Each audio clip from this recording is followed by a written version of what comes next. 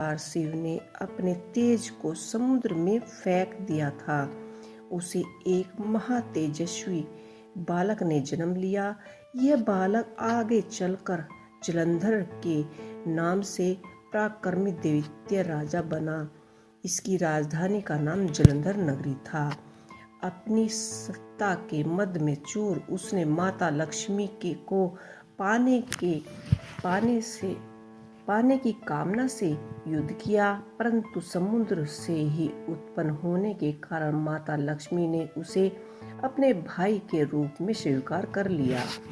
वहां से पराजित होकर वह देवी पार्वती को पाने की लालसा में कैलाश जा पहुंचा। भगवान देव शिव का ही रूप धर कर माता पार्वती के समीप गया, परंतु माता ने अपने योग बल से उसे तुरंत ही पहचान लिया तथा वहां से अंतर्धान हो गई। देवी पार्वती ने क्रुद्ध होकर सारा वृत्तांत भगवान विष्णु को सुनाया। जलंधर की पत्नी वृंदा अत्यंत पतिव्रता स्त्री थी। उसके पतिव्रता धर्म की शक्ति से जलंधर न तो मारा जा सकता था और ना ही पराजित होता था।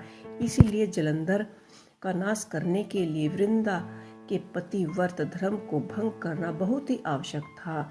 इसी कारण भगवान विष्णु ऋषि वेश धारण कर वन में जा पहुँचे और जहाँ वृंदा अकेली भ्रमण कर रही थी, भगवान के साथ 2 मायावी राक्षस भी थे, जिन्हें देखकर वृंदा भयभीत हो गई। ऋषि ने वृंदा के सामने पल में दोनों राक्षसों को भस्म कर दिया। उनकी शक्ति देखकर वृंदा ने कैलाश पर्वत पर महादेव के साथ युद्ध कर रहे अपने पति जलंधर के बारे में पूछा। ऋषि ने अपनी माया जाल से 2 वानर प्रकट किए। एक वानर के हाथ में जलंधर का सिर था तथा दूसरे के हाथ में धड़। अपने पति की यह दशा देखकर वृंदा मूर्छित होकर गिर पड़ी। होश में आने पर मूर्छिता को दूर किया। होश में आने पर उन्होंने ऋषि रूप भगवान से विनती की कि वह उसके पति को जीवित करे। भगवान ने अपनी माया से पुनः जलंधर का सिर धड़ में जोड़ दिया, परंतु स्वयं ही भी वह उसी शरीर में प्रवेश कर गई। वृंदा को इस छल का तनिक भी आभास न हुआ। जलंधर बने भगवान के साथ वृंदा पतिव्रता का व्यवहार करने लगी, जिससे उसका अस्तित्व भंग हो गया। ऐसा होते ही वृंदा का पति जलंधर युद्ध में हार गया। इसी सारी लीला का जब वृंदा को पता चला तो उसने क्रुद्ध होकर भगवान को हृदयहीन शिला होने का श्राप दिया। अपनी भक्ति के श्राप को भगवान विष्णु ने स्वीकार किया और शालिग्राम पत्थर में बन गए। सृष्टि के पालनकर्ता के पत्थर बन जाने से ब्रह्मांड में असंतुलन की स्थिति हो गई। यह देखकर सभी देवता देवी देवता ने वृंदा से प्रार्थना की कि वह विष्णु भगवान का श्राप से मुक्त कर दे। वृंदा ने भगवान विष्णु को श्राप से मुक्त कर स्वयं आत्मादह कर लिया।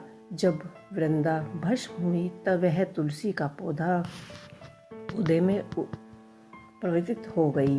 भगवान विष्णु ने वृंदा से कहा कि हे वृंदा, तुम अपने अस्तित्व के कारण मुझे लक्ष्मी से भी अधिक प्रिय हो गई हो। अब तुम तुलसी के रूप में सदा मेरे साथ रहना।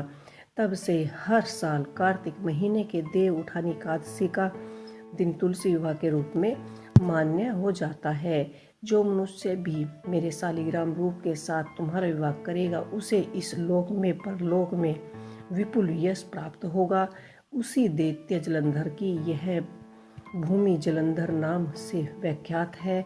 सती वृंदा का मंदिर मोहल्ला कोट किशनचंद में स्थित है।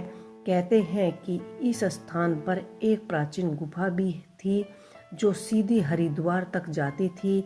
सच्चे मन से 40 दिन तक सती वृंदा देवी के मंदिर में पूजा करने से सभी मनोकामनाएं पूर्ण होती हैं।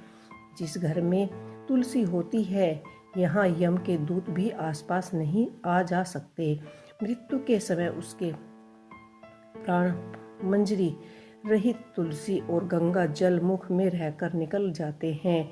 वह पापियों पाप जल मुख में रखकर निगल जाते हैं। वह पापों से मुक्त होकर वैकुंठ धाम की प्राप्ति करते हैं। जो मनुष्य तुलसी व आंवले की छाल में अपने पितरों का श्राद्ध करता है, उसके पितृ को अवश्य ही मोक्ष की प्राप्ति होती है। उसके घर में हमेशा सुख समृद्धि भरी रहती है। बोलिए श्री हरि विष्णु भगवान की जय।